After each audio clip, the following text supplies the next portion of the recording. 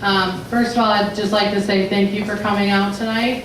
My name is Diana Ward. I'm the legislative chairman here at the VFW Auxiliary. And I'm just so happy that we can have people out and have the candidates available for everybody to take the opportunity to talk and ask questions. Refreshments are up here on my right. There's cookies, cake, there's water, coffee, and punch, so help yourself throughout the evening. I have a little side note, I've been a little bit ill with all the stuff that's going around, so I might occasionally have to excuse myself while I go through a coughing fit. But other than that, we'll be doing fine. So first of all, I would like to start the evening and have everybody rise and join me in the Pledge of Allegiance. I pledge allegiance to the flag of the United States of America and to the republic for which it stands, one nation, under God, indivisible, with liberty and justice for all.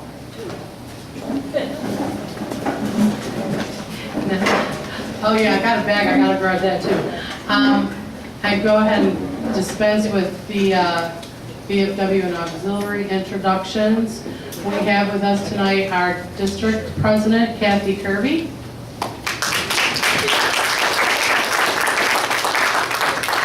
We have the District American Legion president, Patricia Lozano. We have our VFW commander, Mr. Fred Becky. And we have our auxiliary president, Barb Glover. And several past commanders and several past presidents. I'm the legislative chairman here. I'm the Veterans and Family Support Chairman on our district, and I am the state guard for the Department of Michigan. So I've got a little hat for just about every level. So I know what you guys are going through with your campaigning because I traveled the state doing that. So I'm going to start down here on my far right. And what we're going to do is I'm going to have each of you just introduce yourself and say a few words, and we'll go down along the line, and then we'll open it up for questions. That's the first time somebody ever said I was on the far right. Really good. Well, first of all, thank you for doing this. Obviously, an informed electorate is fundamental to our democracy, so I'm happy to be here. I will apologize that I will have to depart because, sadly, I'm speaking at a memorial service at the synagogue in Flint Township to commemorate the loss of American lives at the terrible shooting that took place in Pittsburgh. I knew I had this event, so I thought I would come for a little while, and then I'll have to go for that. And it does remind me, though, that last time around, we had a terrible thunderstorm on the same night that we had this event, so apparently it's happening again. It must be me. Look, thanks for doing this, but especially for those of you involved in the VFW, thanks for what you do. I serve in Congress. I feel that we have this special obligation to our veterans. You all who put the uniform of this country on make a unique and very special sacrifice. And because of that sacrifice, we owe a debt of gratitude, but also an obligation to provide all the promise of support that that sacrifice has earned. I have 4 veterans on my staff. They work hard every day on a whole range of issues, but particularly focus on issues that are important to veterans. We have really focused our attention most recently on supporting wounded warriors. I was able to get a substantial increase, a doubling of the program in the federal government that hires wounded warriors in the federal government. We do see incredible opportunities when we hire veterans. The work ethic, the commitment to country is so obvious that I have felt that not only is it an obligation, but it's actually good for us as employers to be able to have people with that experience. Beyond that, obviously at the federal level, there's a lot of work we need to do to make sure that we're providing veterans the support, particularly with veterans health care. It's something that we occasionally come together on in a bipartisan fashion. That's a good thing. We ought to do more of it. And then the last thing I'll say, in my office, of course, we work on policy to support our veterans. But one of the ways we work with the VSOs, but especially individual veterans, is to help cut through the red tape. Every year, every month really, we deal with a case where a veteran returning a soldier or sailor is having a difficult time getting what is due to them. It shouldn't have to be this way, but we take it as a source of pride that sometimes we can cut through that red tape. I think of a soldier from Clio, Michigan, Sergeant Cameron Corder, who gave an incredible sacrifice. He was a medic. He hurt himself pulling a fellow soldier onto a helicopter. He's paralyzed and had to fight to get his insurance claim that was administered by the Defense Department. That kind of thing shouldn't happen. But when it does, I just want to make sure you know we're there and we will fight for what is due, and then fight to try to keep that kind of thing from happening to another veteran. But I want to make sure you understand that our office is open to you, to veterans, and we consider it an honor, not an obligation. We consider it an honor to be able to do what we can to help you. So thank you for giving me a few minutes, and I apologize again for the fact that I'll have to dash out to this other event, but it's one that I think I really need to go to. So thank you all.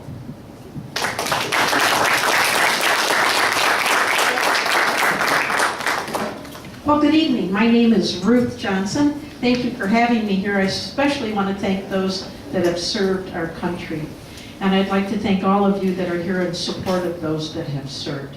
I can't think of anything more honorable than serving our country in some way in the armed forces, and so needed for all of us to get together to make sure that we show that support. I was chosen because services for men and women serving, as well as our veterans, was very important to me, and I moved a number of programs to make sure that we could help. And one of them is, if you don't have the veterans designation on your driver's license, as Secretary of State, we put into our office, whether it's your driver's license or your real ID, your identification from the state of Michigan, you can get veterans designation in red block letters, and then you can get the benefits that you've earned and deserve.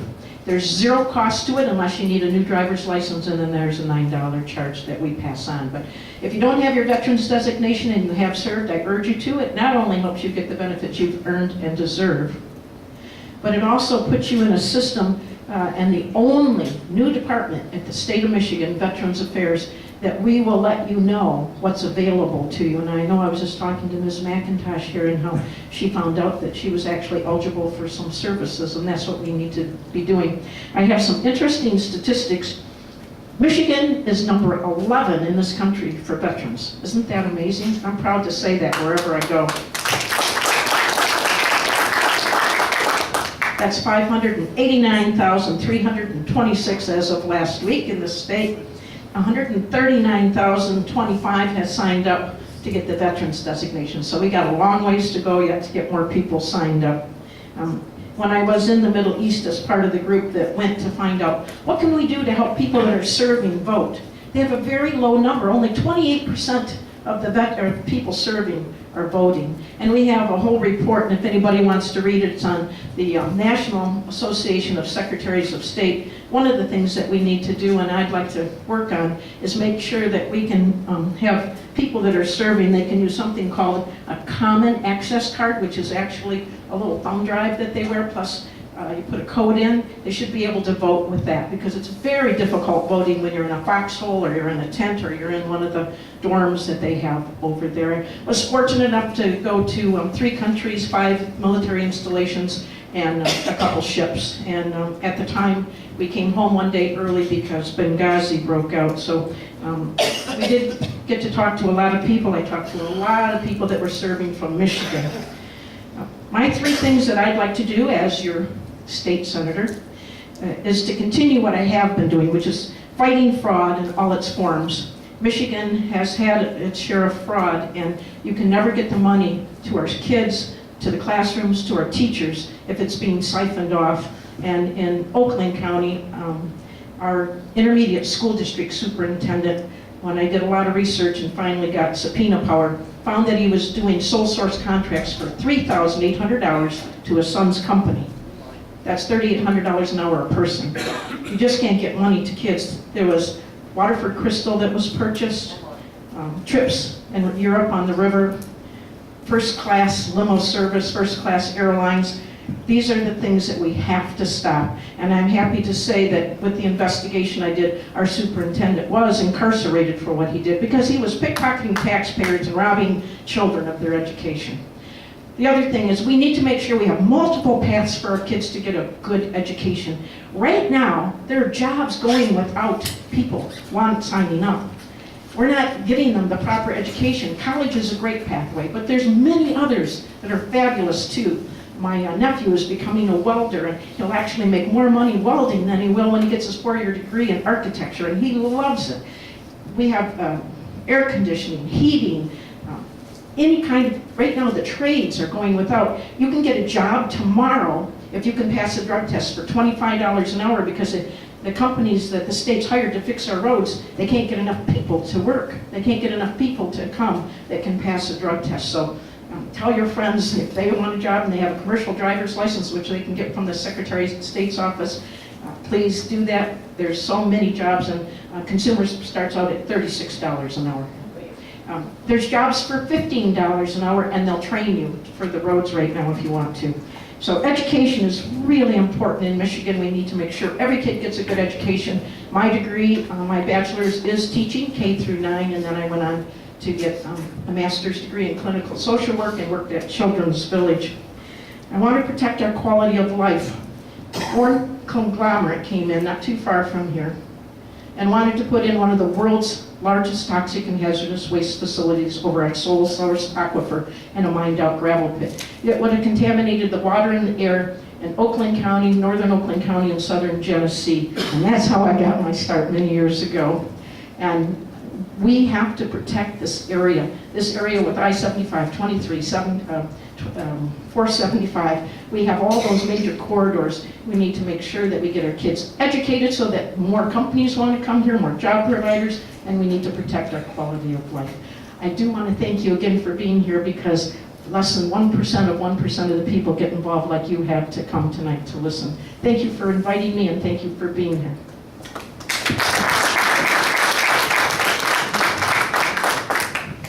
Good evening, my name is Mike Mueller. I'm running for the 51st House seat. This is my first time running for office. A little bit of history on me is in background. In 1985, I was in the Rome airport when the terrorist attack happened. I witnessed 16 people being killed with 2 grenades, and my grandpa got hit with a piece of shrapnel in his boot. We were separated because back up a little bit, not funny, but the ironic thing why we were there is we were traveling down the freeway and the tire blew out on our car and we rolled over and my sister got ejected from the vehicle. And so we ended up in the hospital over Christmas, and that's what put us in the Rome airport at the time of those attacks. So I was 11 years old when that happened, and that's when I decided that I wanted to serve a life of public safety. I grew up here in Linden and Fenton area. Mueller's Orchard Cider Mill is my family. I'm a 3rd generation farmer. I graduated from Linden High School in 1992. I then went into the Navy. I served 4 years in the Navy and was honorably discharged, earning the Navy Marine Corps Achievement Medal, amongst others. I'm actually eligible for the VFW. I found out through my service in I'll get you an app. In Haiti. Thanks, sir. In Haiti and in Bosnia. After I received my honorable discharge from the Navy, I went to Eastern Michigan University and graduated from Eastern Michigan University with honors in a degree in anthropology, criminology, and sociology. I then went to the police academy, Washington County Police Academy, and I've been a deputy sheriff now for the last 18 and a half years. The knowledge I have, a lot of politicians know their policy and that's what they know policy, but the knowledge I've gained through life experience is just that. I have the life experience, I've been there. When it comes to veterans, I am a veteran. I'm also a police officer. I see trauma every single day, and I've been involved in trauma. Mental health for our veterans and our police officers is one of the highest priorities and why I got involved. Mental health doesn't only affect the soldier or police officer who has been damaged by trauma or that they went through. I was also involved in an officer-involved shooting, and when my wife was young and my daughter wasn't even born yet. We have to make sure that our soldiers returning from war are taken care of. Our courts need to be properly funded for our veterans, and not only for the police officers and the veterans, but their families. Because mental health illness from returning from war or from traumatic experiences just does not only affect the individual soldier or police officer, it affects their whole family. And it can cause havoc on their families, and I've witnessed that firsthand. I went to a call, I'm sorry, it's just kind of, where there was a barricaded gunman, and I was on the SWAT team. We pulled up because an officer was pinned down. We pulled up in our APC, and I got out of it with the other officers and ran and got the wife and the daughter. And I'll never forget the daughter when I grabbed her and pulled her into the back of the armored personnel carrier. She looked at me and said, "Are you going to go back to my daddy?" Well, we got them to the safe zone, and we walked, and we drove the APC back up to the house, and as I was exiting the APC, shots were fired. He had leveled an AR-15 at one of the officers, and one of the other responding officers had shot and killed her father. He was a veteran. So he had PTSD, and that didn't only affect him, it took his life, but it dramatically changed the life of everybody in his family, and my life. I will never get that little girl's face out of my mind. And when the officer-involved shooting I was involved with, he was also a veteran. He did not get the help that he needed when he got home. He tried biting my finger off after breaking into some lady's house and tried disarming me one night. He has since wrote me a letter apologizing and thanking me for saving his life because he chose the path of drugs and alcohol instead of getting help. But our court systems and us as politicians and future politicians owe an obligation to our men and women, not only our veterans, but our police officers. And that is one of my highest priorities that I'm going to do when I get to Lansing. Thank you.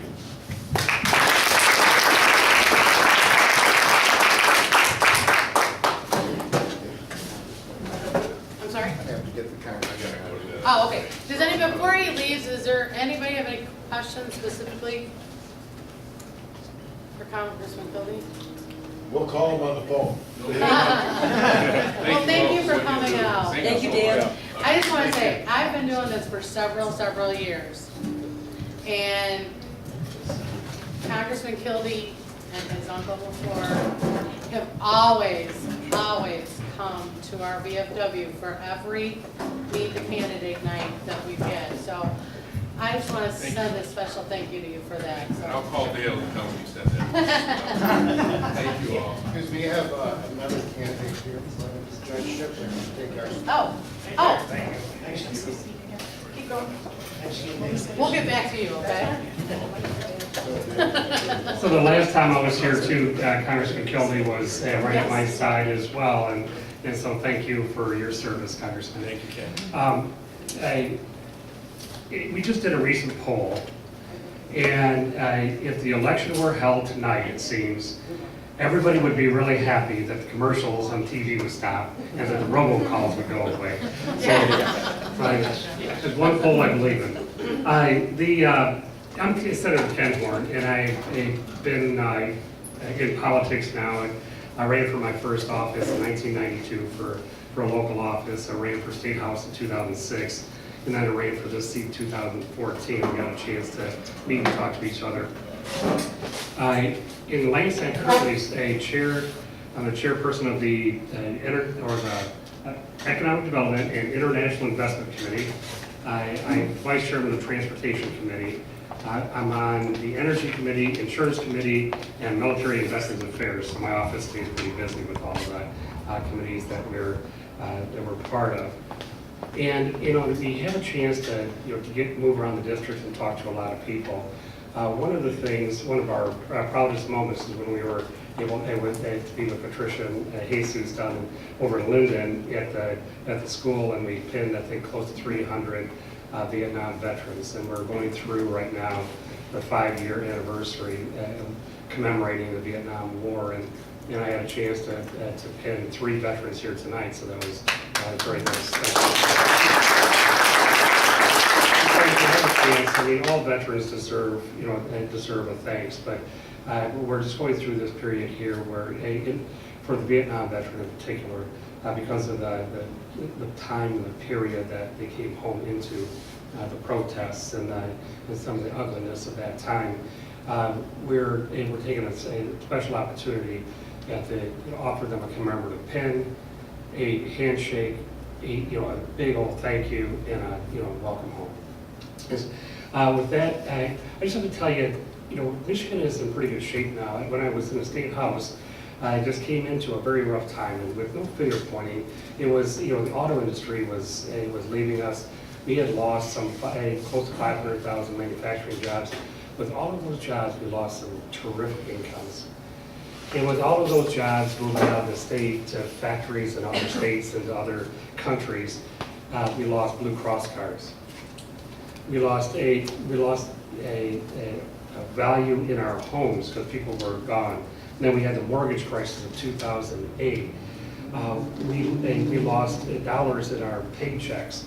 And every person, a productive person that left the state, they're not buying cars here, right, in Michigan. They're buying cars in other states.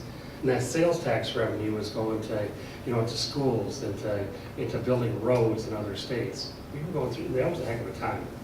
We call that the lost decade. Of all the things we lost, including enough people where we lost a congressional district. We lost we're probably likely to lose one again. And what that means is we lose power in Washington too. And so Michigan is on a comeback now. It's very real. And in fact, big 3 automakers have recommitted their headquarters to building cars here in Michigan. Tier 1, Tier 2 suppliers are moving back into the state. They're growing again as part of this industry. We're diversifying that manufacturing sector. It's very good, but we're running short of skilled people, talented people. And if you take our hot sheet of the most needed talent, right from software, IT, engineers, to truck drivers, to tool and die guys, welders, nurses, teachers.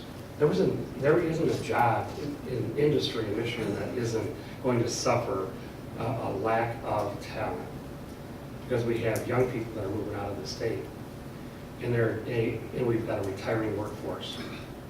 It's estimated that we're going to be short over 800,000 jobs, talented people to fill those jobs by the year 2024 if we do nothing. That's why when Secretary Johnson was talking about education and the importance of it, we need to diversify how we teach and get career opportunities to young people. And so that they realize if they're not going to go to college, they still could have a great life here in Michigan. So I look forward to answering questions tonight, and thank you so much for letting us be part of it.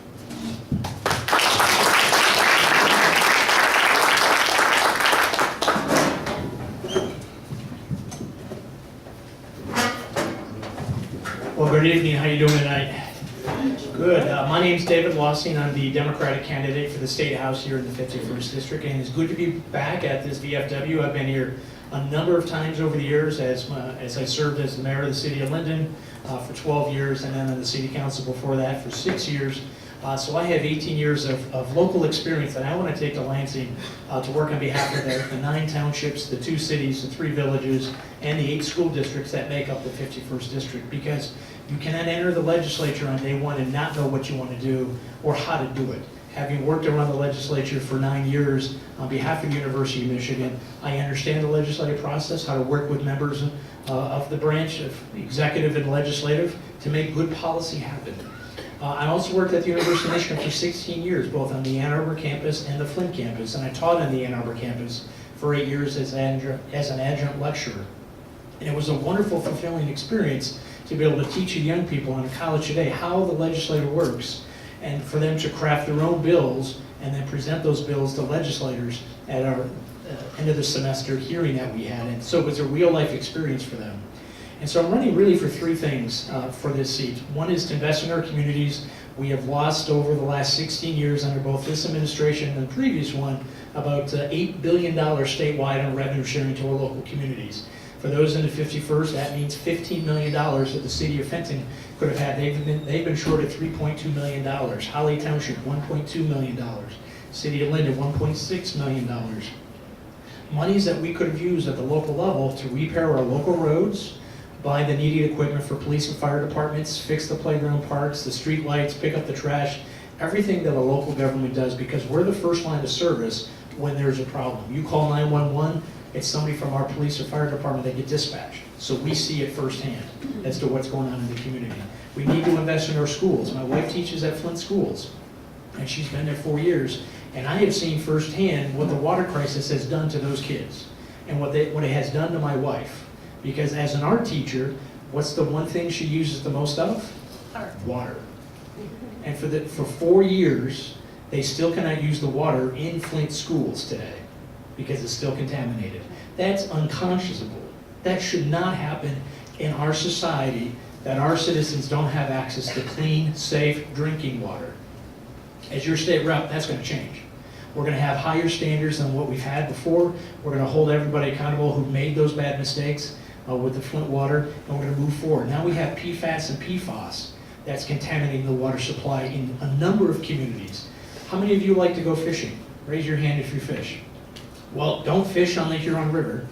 You cannot eat the fish because they're contaminated with PFOS and PFAS.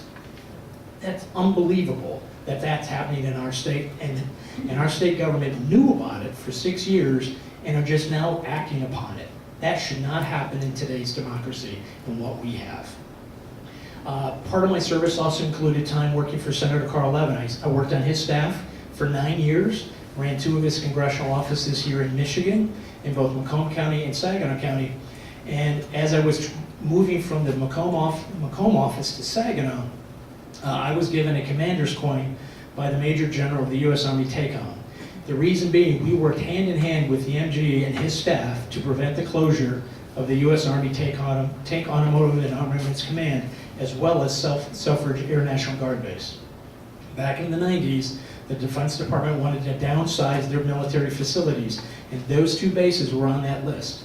And we worked closely with both Congressman Levin, Congressman Bonnier's office, with Senator Regal's office, to make sure that those facilities stayed open and that our veterans had a place to work, as well as their civilian employees. So as I was being transferred to the second office, there was a special ceremony to take on. I'm there with Senator Levin, his brother Congressman Levin, and his congressional staff. You're always in the back of the room, right? You're always seen but never heard from. And the Major General calls me down in front to give me his commander's coin, just to thank me for the efforts that we did to keep those 2 bases open. I was embarrassed by it, humbled and embarrassed, because you never upstage the boss. But he understood all the time that we as staff put into that to make sure those 2 bases were going to stay open. And I've been reading with some consternation of the way our veterans were treated over in Grand Rapids at the Veterans Home, because the governor's office privatized those services for care. That's disgusting. That should not happen. We should not put profit over veterans' care. We need to unprivatize the Grand Rapids Veteran Home and bring it back under public service again. Because we know, one, it's a better way to provide the care to our veterans, to the men and women who have served, and they don't need to have their care ripped down just to have extra dollars go into a provider's pocket. And finally, while I was at the U of M Flint, I helped start with our Dean of Student Services, the new Student Veterans office on campus, which provided a space for the men and women who were transferring back from active duty service and the National Guard service into post-secondary education. So we provided a space for them. We worked with the National Guard here in Michigan to provide new services, new programs, and new funding. And as the next state representative, I'm going to make sure we continue that funding to those men and women that are coming back from active duty service or working with the National Guard, so they can advance their post-secondary education as well. Because we need to raise the rates for everybody so that we can become more competitive and we'll have a much better state. Thank you very much.